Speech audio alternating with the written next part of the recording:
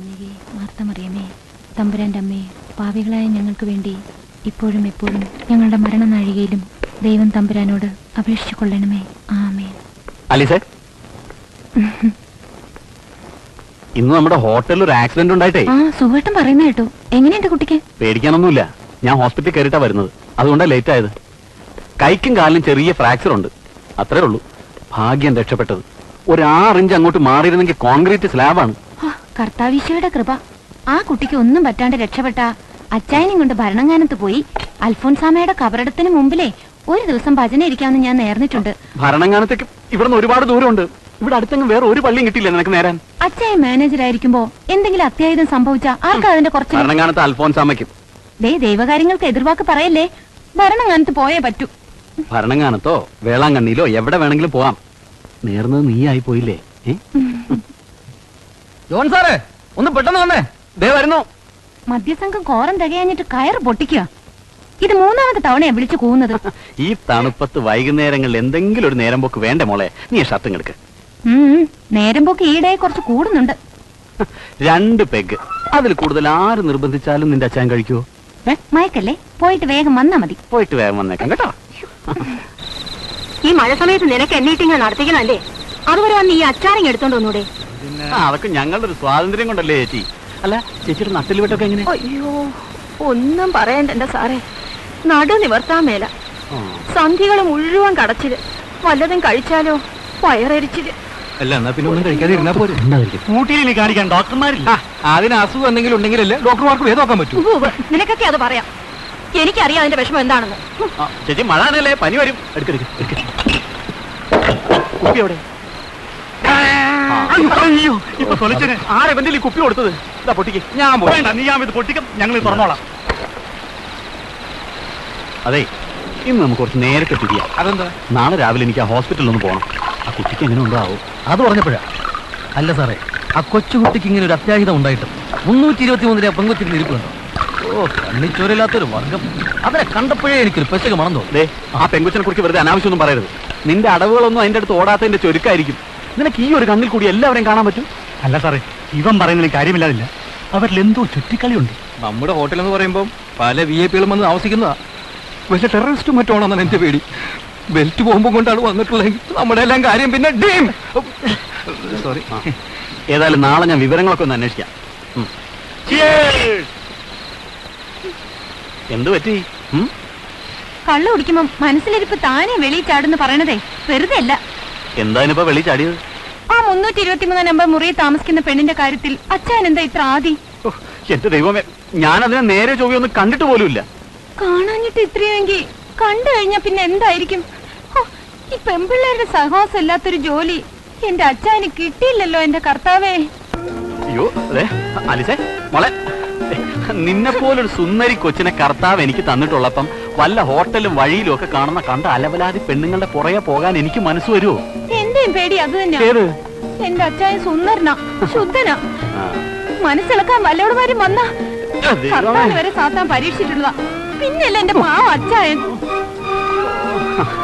എന്റെ അലിസേ, ഇന്ന് രാത്രി സാത്താൻ ഏതായാലും വേറൊരു പരീക്ഷണത്തിന് വരുമെന്ന് എനിക്ക് തോന്നുന്നില്ല. ഉണ്ടോ?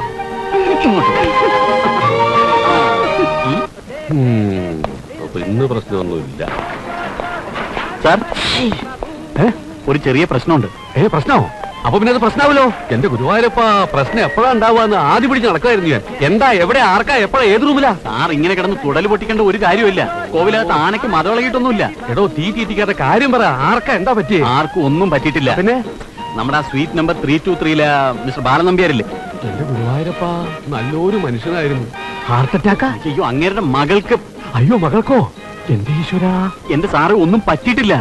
പക്ഷെ ആ കുട്ടിയുടെ പ്രകൃതത്തിലും പെരുമാറ്റത്തിലും ഒക്കെ വല്ലാത്തൊരു പന്തിയില്ലായ്മ. അപ്പൊ അത് പ്രശ്നമാവല്ലോ. അങ്ങേരുടെ ഭാഗത്ത് നിന്ന് അത് മറച്ചു വെക്കാനുള്ള ഒരു വ്യഗ്രത. അപ്പൊ പിന്നെ അത് പ്രശ്നമായി. നമ്മൾ ബോധർ ചെയ്യേണ്ട കാര്യമല്ല.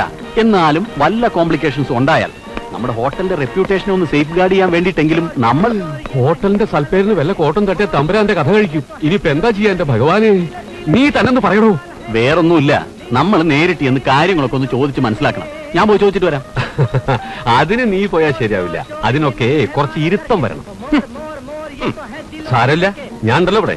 ഞാൻ പോയി എല്ലാ സത്യവും മണി പോലെ അറിഞ്ഞിട്ട് വരാം പോരെ? ഓക്കെ. പിന്നെ ഒരു കാര്യം, നമ്മൾ മനഃപൂർവ്വം കുത്തി ചോദിക്കുന്നതാണെന്ന് തോന്നരുത്. എങ്ങനെ നമ്മൾ മനഃപൂർവ്വം കുത്തി ചോദിക്കുന്നതാണ് തോന്നരുതെന്ന്. മനഃപൂർവ്വം കുത്തി ചോദിക്കാതെ തോന്നരുത്. അത്രേ ഉള്ളൂ. ശരി ശരി.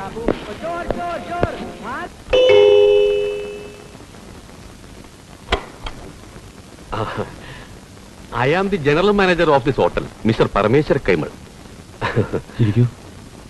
ഞാൻ മനഃപൂർവ്വം കുത്തി ചോദിക്കാണെന്ന് തോന്നരുത്. ഈ കസ്റ്റമേഴ്സിന്റെ ഡീറ്റെയിൽസ് അറിഞ്ഞിരിക്കേണ്ടത് ഒരു മാനേജർ എന്ന നിലയിൽ എന്റെ ഡ്യൂട്ടിയാണല്ലോ. രജിസ്റ്ററിൽ പർപ്പസ് ഓഫ് വിസിറ്റിൽ വെറും വിസിറ്റ് എന്ന് മാത്രമേ കണ്ടുള്ളൂ. അതെ, അത് തന്നെയാണ് ഉദ്ദേശം. യെസ്. അപ്പൊ എന്താ ജോലി? ജോലി ഞാനൊരു ഫ്രീലാൻസ് കാർട്ടൂണിസ്റ്റ് ആണ്. അപ്പൊ ഈ പാടം വരപ്പ് ആട്ടെ, സ്ഥിരമായിട്ട് എവിടെ താമസം? സ്ഥിരമായിട്ടൊരു താമസം എന്ന് പറഞ്ഞാൽ ഇന്നിവിടെയാണെങ്കിൽ നാളെ മറ്റൊരിടത്ത്. ഓഹോ, ഒരുതരം ദേശാടനം തന്നെ. അപ്പൊ കൂടെയുള്ളത് ശിഷ്യോ, മകളോ, സഹപ്രവർത്തകയോ, അതോ ഫ്രണ്ടോ? അല്ല, ഈ കലാകാരന്മാരെന്ന് പറയുമ്പോ ഇങ്ങനെയെന്നൊന്നും ഇല്ലല്ലോ. എങ്ങനെ എന്നൊന്നും ഇല്ലെന്ന്. അതിപ്പോ റൂം റെന്റ് കൃത്യമായി തരുന്നുണ്ട്. പിന്നെ ഇതിനകത്തുള്ള എന്റെ സ്വകാര്യത അതിൽ നൂണ്ട് കയറാൻ വരരുത്. അല്ല, അതിപ്പോ എന്റെ ഒരു ഡ്യൂട്ടിയും മറ്റേ അധികാരമൊക്കെ ഓഫീസിൽ കസ്റ്റമേഴ്സിന്റെ അടുത്ത് വേണ്ട. Yes, that's correct. അലോഹ്യം തോന്നരുത്. മിസ്റ്റർ നമ്പ്യാർക്ക് എന്ത് ഹെൽപ്പ് എപ്പോ വേണമെങ്കിലും ഈ കൈമൾ എന്ന് വിളിച്ചാൽ മതി. സന്തോഷമുള്ളൂ. മിസ്റ്റർ കൈമൾ ചെയ്യേണ്ട ഏറ്റവും വലിയ ഹെൽപ്പ് ഇപ്പോൾ തൽക്കാലം ഈ മുറിയിൽ നിന്ന് പുറത്തു പോവുക എന്നുള്ളതാണ്. അതെ, അതാണ് വേണ്ടത്. ഈ കസ്റ്റമേഴ്സിന്റെ സാറ്റിസ്ഫാക്ഷൻ ആണല്ലോ ഈ ഹോട്ടലിന്റെ ഒരു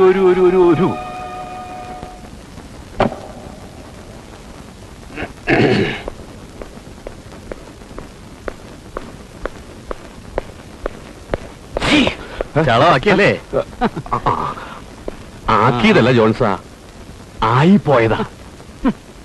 നീ ഇനി നാട് മുഴുവൻ കൊട്ടിക്കൊഴിച്ച് പാട്ടാക്കി എന്റെ മാനം കളയരുത്. ഇനി എന്തോന്ന് കളയാൻ? എന്റെ കൈമൾ സാറേ, ഇതിനൊക്കെ ഒരു നാക്ക് വേണ്ടേ? ദേ ഇങ്ങോട്ട് വിട്ടേക്ക്, ഞാനിത് നീറ്റായിട്ട് കൈകാര്യം ചെയ്തോളാം.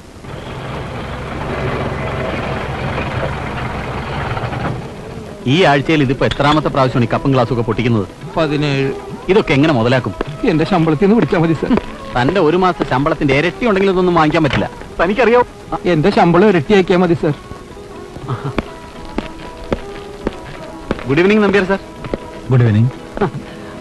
ഐ എം ജോൺസൺ, ഇവിടുത്തെ അസിസ്റ്റന്റ് മാനേജറാണ്. Oh, I see. ചെറിയൊരു പർച്ചേസിംഗിന് പോരുന്നാണെന്ന് തോന്നുന്നു. ഞാൻ ഹെൽപ്പ് ചെയ്യാം? No thanks. രജിസ്റ്ററിൽ സാറിന്റെ പേര് കണ്ടപ്പോഴേ ഞാൻ ആലോചിക്കുകയാണ്, എവിടെ വെച്ചാണ് എനിക്ക് പേര് ഇത്ര പരിചയം? അതിപ്പോ ഞാനെങ്ങനെ പറയാ? അല്ല, ഇന്നലെ ലോണിലും റെസ്റ്റോറന്റിലും മറ്റു വെച്ച് കണ്ടപ്പോഴും അതെ, നല്ല മുഖപരിചയം. നമ്മൾ തമ്മിൽ ഇതിനു മുമ്പ് കണ്ടിട്ടുണ്ട്. ഞാൻ ഒരുപാട് ട്രാവൽ ചെയ്യുന്ന ഒരാളാണ്. ആ കൂട്ടത്തിൽ എവിടെയെങ്കിലും വെച്ച്? എക്സാക്ട്ലി, ഞാനും അതെ. ഇവിടെ വരുന്നതിന് മുമ്പ് ഞാനും പല നോർത്ത് ഇന്ത്യൻ സിറ്റീസിലെയും വലിയ അവിടെ എവിടെയെങ്കിലും വെച്ച് മേ ബി അല്ല സാർ, ഷുവറാണ്. എനിക്ക് തോന്നുന്നത് ഞാൻ ജോലി ചെയ്തിട്ടുള്ള ഏതെങ്കിലും ഹോട്ടലുകളിൽ സാർ താമസിച്ചിട്ടുണ്ടാവും. അന്ന് നമ്മൾ തമ്മിൽ പരിചയപ്പെട്ടിട്ടുണ്ട്. അതിനുള്ള ചാൻസസ് ഉണ്ട്.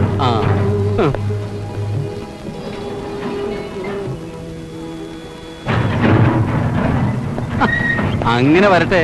ഇത്രയും പ്രശസ്തനായ ഒരു കാർട്ടൂണിസ്റ്റ് സാറിന്റെ പേര് ശ്രദ്ധിച്ചപ്പോഴേ ഞാൻ ഇങ്ങനെ തപ്പി നോക്കുകയായിരുന്നു. അതിന് ബാലൻ നമ്പ്യാർ എന്നല്ല, ബാലു എന്ന പേരിലാണ് ഞാൻ കാർട്ടൂണുകൾ വരയ്ക്കാറുള്ളത്. അതെ അതെ, ബാലു എന്ന പേരിൽ കാർട്ടൂണുകൾ വരയ്ക്കുന്ന ബാലൻ നമ്പ്യാർ. ആ നിലയ്ക്ക് തന്നെയാണ് നമ്മൾ പരിചയപ്പെട്ടിട്ടുള്ളതും.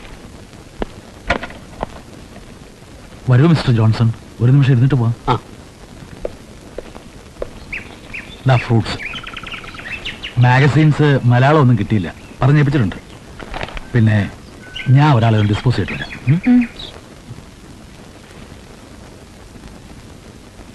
മിസ്റ്റർ ജോൺസൺ ഇരിക്കൂ. Thank you. മാർവലസ്.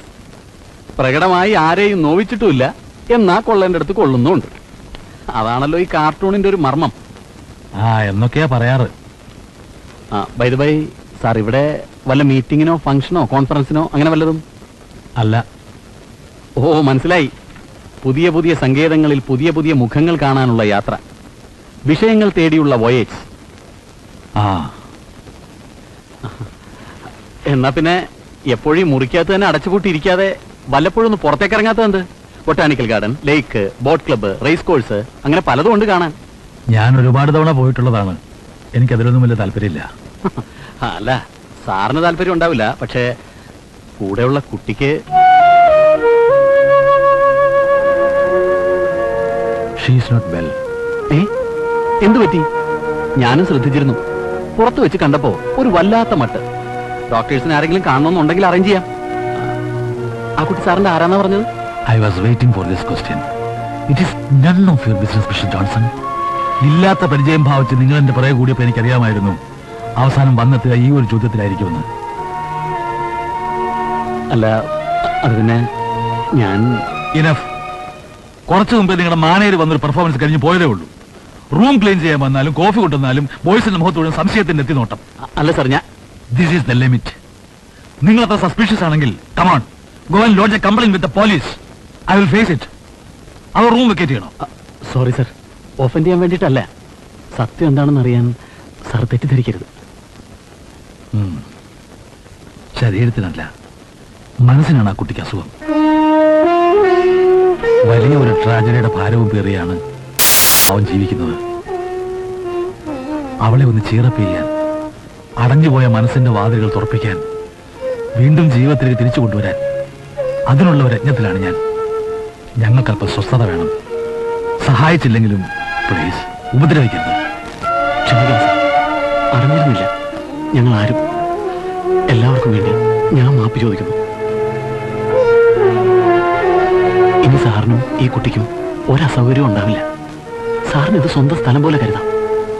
എന്ത് സഹായം വേണമെങ്കിലും എനി ടൈം ഞങ്ങളുണ്ടാവും. I assure you. തലയ്ക്ക് സുഖമില്ലാത്തവരെ ഹോട്ടലിലാണോ സാറേ താമസിപ്പിക്കുന്നേ? നെല്ലിക്കാത്തളം വെച്ച് വല്ല ആശുപത്രിയിലും കൊണ്ടാക്കിക്കൂടെ? ഓ, അങ്ങനത്തെ അസുഖമല്ല ചേച്ചി. ഈ മനസ്സിനൊരു എന്താ പറയാ, ഒരു മ്ലാനത, മരവിപ്പ്. ഈ ആലീസിന്റെ പ്രായമുള്ളൂ. നല്ല ഓമനത്തുള്ള മുഖം. ഇവളെ പോലെ ചിരിച്ചും കളിച്ചും സന്തോഷമായിട്ട് കഴിയേണ്ട പ്രായത്തില് ചിരിക്കാനോ കരയാനോ എന്തിന്? കൺമുമ്പിൽ എന്തെങ്കിലും ഒന്ന് സംഭവിച്ചാൽ ഒന്ന് ഉരിയാടാനോ ഒന്നിനും കഴിയാതെ. കഷ്ടം. അയ്യോ പാവം. ആ കുട്ടിയെ കുറിച്ചാണ് ഇവൻ ഇല്ലാത്ത സംശയത്തിന്റെ വിത്തുകൾ വാങ്ങി ഉള്ള കാടും പടലും പടർത്തി ഇവനെയൊക്കെ ഉണ്ടല്ലോ. അതിപ്പോ ഞാൻ മാത്രമല്ലോ, ഇവനും അങ്ങനെ തോന്നി. അത് പിന്നെ പറഞ്ഞു കേട്ടപ്പം. അല്ല, അത് സാറിന് വരെ തോന്നിപ്പോയില്ലേ?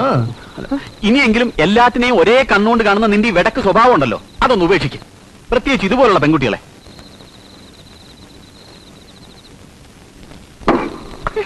നല്ല ഓമനത്തുള്ള മുഖം, ആലീസിന്റെ പ്രായം, എന്നെ പോലെ ചിരിച്ചും കളിച്ചും സന്തോഷിച്ച് നടക്കേണ്ട സമയം.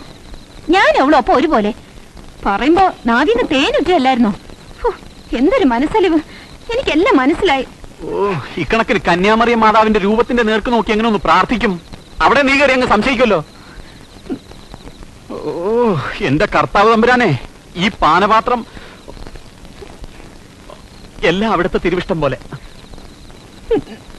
കഴിക്ക്, വാ.